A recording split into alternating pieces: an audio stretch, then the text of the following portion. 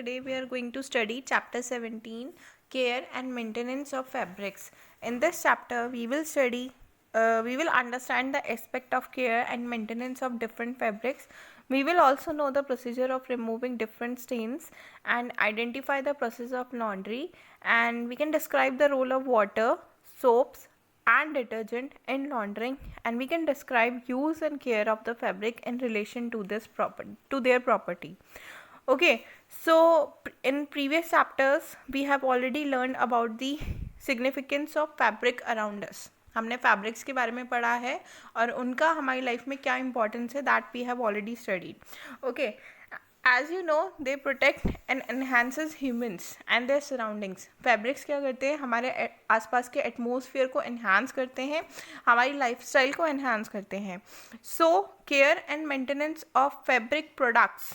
कौन कौन से फैब्रिक प्रोडक्ट्स का केयर एंड मेंटेनेंस हमें करना चाहिए? दैट इज़ क्लोथिंग, फर्निशिंग और any other use with in the house hold. हमें घर के अंदर ही हमारे जो क्लोथ्स हैं, हमारे जो फैब्रिक्स हैं, उनका केयर एंड मेंटेनेंस प्रॉपर करना चाहिए. So final selection and the purchase of any product और material is largely based on its appearance in terms of colour and texture, its quality and its functionality. तो जो selection होगा और purchasing होगी किसी भी प्रोडक्ट की, किसी भी मटेरियल की, वो किस चीज़ पे बेस्ड होती है? That is their appearance. कैसा वो प्रोडक्ट दिखता है, ठीक है, कलर में, टेक्सचर में, उसकी क्वालिटी क्या है, उसकी फंक्शनलिटी क्या है. सो इन सब कैरेक्टरिस्टिक्स को ध्यान में रखते हुए हमें हमारा जो फैब्रिक है उसकी केयर करनी है. So keeping the material free of physical damage. कैसे हम केयर एंड मेंटेनेंस कर सकते हैं? फर्स्ट थिंग तो है we can keep the material free of physical damage. Physical damage नहीं करना है, टेयर नहीं करना है क्लोथ को. And second is retaining its appearance. कैसे उसका अपीयरेंस बना के रखें. अपीयरेंस मीन्स कि कैसे वो दिखता है, ठीक है, जो भी कलर है उसके कलर को कैसे हम लाइफ टाइम स्टोर करके रखें, that is also included in maintenance. So first is removal of stain and dirt without damaging its colour. Stain है, डर्ट है. स्टेन क्या होता है? जो भी दाग लग जाता है या कपड़े गंदे हो जाते हैं, ठीक है, तो बिना कलर को डैमेज किए हुए, यानी कि बिना किसी भी क्लॉथ के कलर को चेंज किए हुए हमें स्टेन और डर्ट को कैसे रिमूव करना है. रिटेनिंग और refurbishing its brightness and textural characteristics such as softness, stiffness और क्रिस्पनेस. कैसे हम क्लॉथ की सॉफ्टनेस को बना के रख सकते हैं. Okay, keeping it free of wrinkles के साथ नहीं रखना है क्लॉथ को, क्रीसेस से रिमूव रखना है, और ऐड भी कर सकते हैं हम क्रीसेस को जब भी रिक्वायर्ड होगा. Okay, next is mending. Mending क्या होता है? In general terms we use when we try to keep the material free of damage occur in normal use or due to accident. कैसे हम क्लॉथ को बचा सकते हैं, ठीक है, बाय डैमेजिंग और एक्सीडेंट से हम कैसे क्लॉथ को बचा सकते हैं, that is known as mending. तो मेंडिंग के लिए क्या करना चाहिए? जो भी कट्स है, टीयर्स एंड होल्स है, उसे रिपेयर करना चाहिए time to time. Next is replacing button, fasteners, ribbons, laces और फैंसी अटैचमेंट्स. उसे रिप्लेस कर देना चाहिए, जितने भी बटन्स हैं, रिबन्स हैं, लेसेस हैं और फैंसी अटैचमेंट्स हैं. इसके अलावा restitching seams and hems if the open up. अगर कहीं से भी क्लॉथ ओपन हो गया है तो उससे वापस से रीस्टिच हम कर सकते हैं. तो this way we can mend our cloth. Okay, second its next part is laundry. Laundry क्या होता है? लॉन्ड्री मीन्स के जो हमारा फैब्रिक है उसको वॉश करना, क्लीन रखना, आयरनिंग करना और उसे व्रिंकल फ्री रखना, ठीक है. तो ये क्या कहलाता है? लॉन्ड्री कहलाता है. लॉन्ड्री के अंदर क्या क्या चीज़ें आती हैं? That is stain removal. अगर कोई दाग लग गया है, स्टेन लग गया है तो उसे रिमूव करें. Preparation of fabric for washing. Wash करने के लिए उसे पहले प्रिपेयर करना ज़रूरी है. Remove dirt from clothes bye washing. Wash करने के लिए वॉश क्यों करना है? ताकि हम डर्ट और स्टेन को रिमूव कर सकें. इसके अलावा finishing is also important. Why? ताकि क्लोथ का टेक्सचर और अपीयरेंस वैसा ही बना रहे. So these all include in laundering. Okay, so next part is stain removal. अब कोई दाग लग गया है, स्टेन हो गया है क्लोथ के ऊपर, तो उसे कैसे रिमूव कर सकते हैं? बेसिकली फर्स्ट स्टेन क्या होता है? Stain is an unwanted mark और कलरेशन ऑन अ फैब्रिक. जो अनवांटेड मार्क होता है फैब्रिक के ऊपर, like if you are eating something और वो अचानक से सडनली हमारे क्लोथ के ऊपर गिर जाता है तो उसका निशान बन जाता है, that is known as stain. Okay, so unwanted mark और कलरेशन किसी भी फैब्रिक पे आना, that is known as stain. Okay, which cannot be removed by normal washing process. Stain को आप नॉर्मल वॉशिंग प्रोसेस से रिमूव नहीं कर सकते हैं. नॉर्मल वॉशिंग प्रोसेस के अंदर सिर्फ क्या आता है, डर्ट रिमूव होती है. क्लियर? सो स्टेन को रिमूव करने के लिए पहले हमें उसका आइडेंटिफिकेशन करना इंपॉर्टेंट है. आइडेंटिफिकेशन मीन्स कि किस टाइप का स्टेन है, किस चीज़ से लगा है. तो यहाँ पे कुछ आपको आइडेंटिफिकेशन दे रखा है स्टेन्स का. First is vegetable stain, second is animal stain, third is oil stain, next is mineral stain and next is dye bleeding. Vegetable stain क्या होता है, जैसे tea, coffee, fruits and vegetable से लगने वाले स्टेन क्या कहलाते हैं, वेजिटेबल स्टेन होते हैं. ठीक है. These stains are acidic by nature, acidic होते हैं and can be removed by alkaline medium. अगर एसिडिक नेचर का स्टेन है तो हम उसे एल्कलाइन से रिमूव कर सकते हैं. नेक्स्ट इज एनिमल स्टेन, जैसे ब्लड का मार्क लग गया, मिल्क का मार्क लग गया, मीट का लग गया, एग्स का लग गया, तो that stain is known as animal stain. और इन सारे प्रोडक्ट्स के अंदर प्रोटीन होता है और इसे हम रिमूव कर सकते हैं डिटर्जेंट को कोल्ड वाटर के अंदर ही यूज़ करके. Okay, next is oil stain. अगर ऑयल आपके क्लोथ के ऊपर गिर गया है, घी गिर गया है, बटर गिर गया है, तो इसे हम रिमूव कर सकते हैं बाय यूजिंग ग्रीसी सॉल्वेंट और एब्जॉर्वेंट. ओके, नेक्स्ट है मिनरल स्टेन. मिनरल स्टेन क्या होता है, जैसे इंक आपके क्लोथ के ऊपर गिर गई, रस्ट हो गया, कोलतार हो गया, मेडिसिन गिर गई है, तो that is known as mineral stain. तो मिनरल स्टेन क्या होते हैं, एसिडिक मीडियम होते हैं और इन्हें हम एल्कलाइन मीडियम से रिमूव कर सकते हैं. And next is dye bleeding. Dye bleeding क्या होता है, दूसरे फैब्रिक का या दूसरे क्लोथ का कलर आपके क्लोथ के ऊपर चढ़ गया है, तो इसे हम बोलते हैं डाई ब्लीडिंग. और इस स्टेन को कैसे रिमूव कर सकते हैं, डाइल्यूट एल्कलाइज और एसिड्स के थ्रू. Okay, next is removal of stain. General consideration, जब हम स्टेन्स को रिमूव कर रहे हैं तो उससे पहले हमें क्या क्या चीज़ें याद रखनी चाहिए. First thing is stain is best removed when fresh. जैसे ही स्टेन हुआ है वैसे ही उसे वॉश कर लें तो वो ईजिली रिमूव हो जाएगा. Okay, next is identify the stain and use the right procedure for its removal. Identification is important कि कौन सा स्टेन है. ओके, और कैसे उसे रिमूव करना है उसके लिए राइट प्रोसीजर को यूज़ करना है. जैसे अभी हमने देखा था कि एसिडिक नेचर का अगर स्टेन है तो हम एल्कलाइन मीडियम से उसे रिमूव कर सकते हैं. For unknown stain start with a simple process and move to a complex one. अगर आपको नहीं पता कि स्टेन किस तरीके कैसे लगा है, किस तरीके से लगा है, तो आप सिंपल प्रोसेस का यूज़ करें. पहले वाटर से वॉश करें एंड देन फिर आप सोप और डिटर्जेंट का यूज़ करें, फिर उसके अकॉर्डिंग आप आगे वॉश कर सकते हैं. Next, repeated use of milder agent is better than one time use of strong agent. पहले आप माइल्डर एजेंट का यूज़ करें एंड देन फिर आप स्ट्रॉन्गर एजेंट का यूज़ करें. ओके, नेक्स्ट है वॉश ऑल फैब्रिक विद सोपी सॉल्यूशन आफ्टर स्टेन रिमूवल. जैसे ही आपने स्टेन को रिमूव कर दिया उसके बाद आपको क्या करना है, सारे फैब्रिक्स को सोप से वॉश करना है. Okay, next is dry fabric in the sun as sunlight act as natural bleach.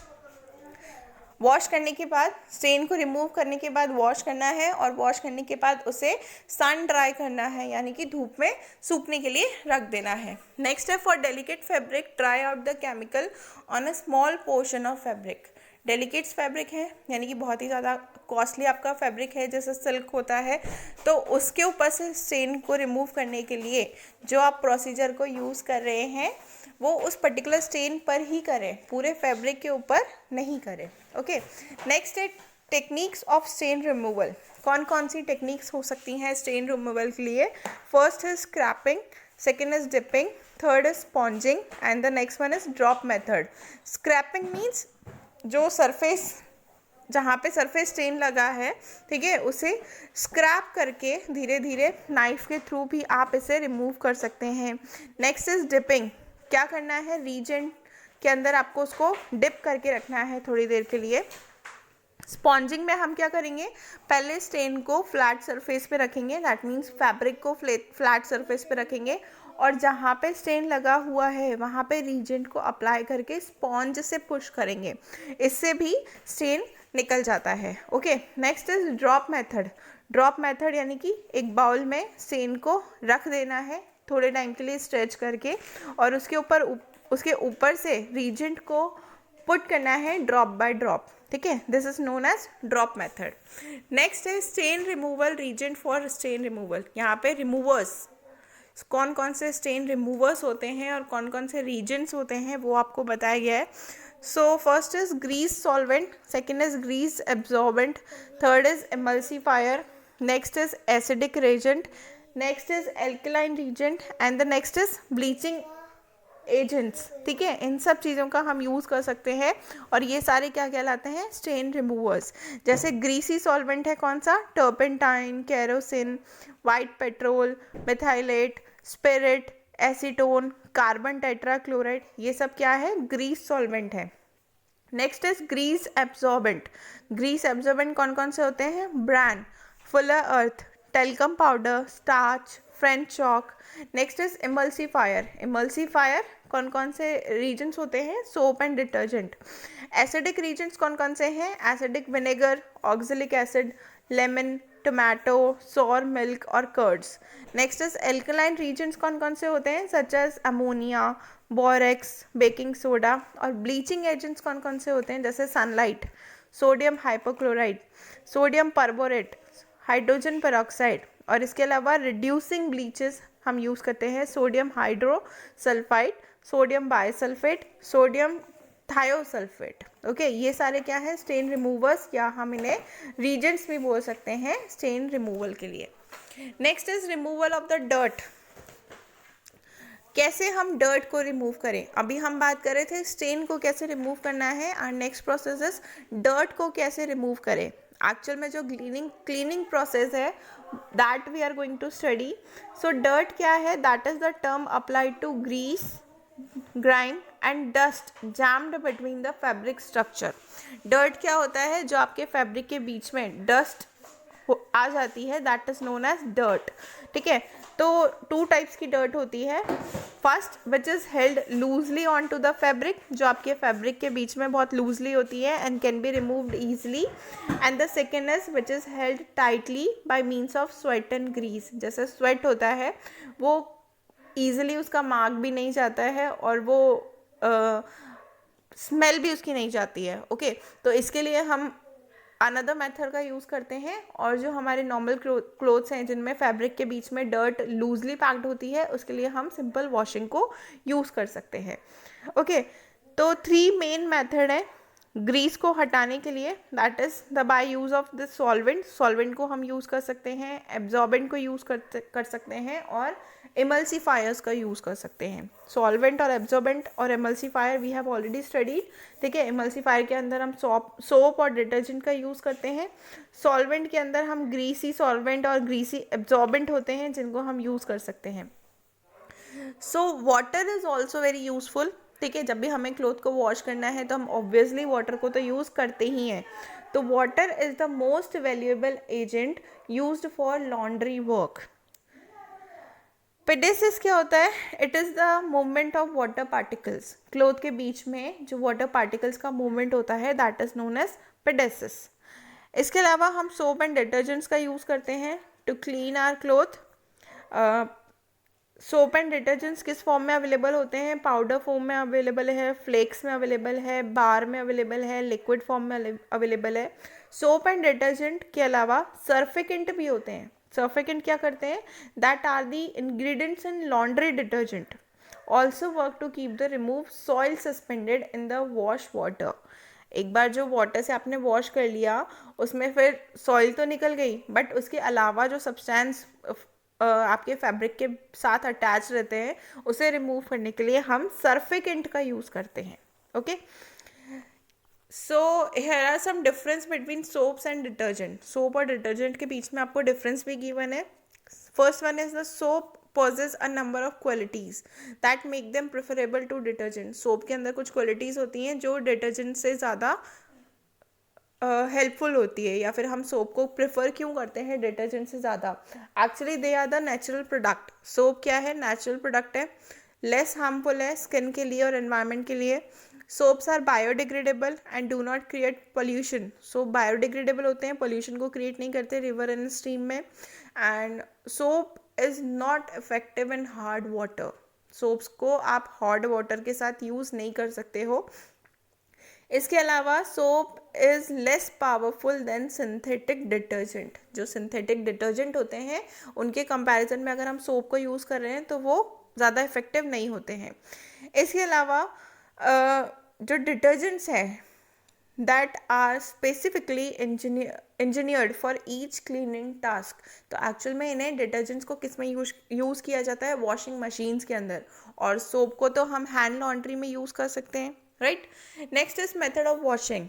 अभी हम डर्ट रिमूवल पढ़ रहे थे, उसके अंदर हमने देखा वाटर का हम यूज़ कर सकते हैं, सोप एंड डिटर्जेंट्स का यूज़ कर सकते हैं। इसके अंदर हमने डिफरेंस भी देखा सोप एंड डिटर्जेंट के बीच में। Now we have our method of washing. कैसे हम वॉश कर सकते हैं क्लोथ को? तो that are two method. First is disallocating the dirt adhering to the fabric and holding it in suspension. एक तो आप वॉश करें डायरेक्टली सोप या डिटर्जेंट से, या फिर कुछ टाइम के लिए आप एब्जॉर्ब होने के लिए रहने दें। वाटर में आपने सोप या डिटर्जेंट को मिक्स करा एंड देन आपने अपना क्लोथ उसके अंदर डाल दिया, फैब्रिक उसके अंदर डाल दिया और थोड़ी देर के लिए आपने डिज़ोल्व होने के लिए छोड़ दिया। तो ये 2 मेथड है वॉशिंग के। तो मेथड ऑफ वॉशिंग को आप फर्दर क्लासीफाई कर सकते हैं। First one is friction washing, second is kneading and squeezing, third is suction and the next is washing by machine. Friction क्या होता है? Friction means rubbing one part of the garment against another. Friction generate करने का मतलब है दो cloth आपने लिया और उन दोनों को रब करा आपस में, तो that is known as friction. Kneading and squeezing क्या होता है?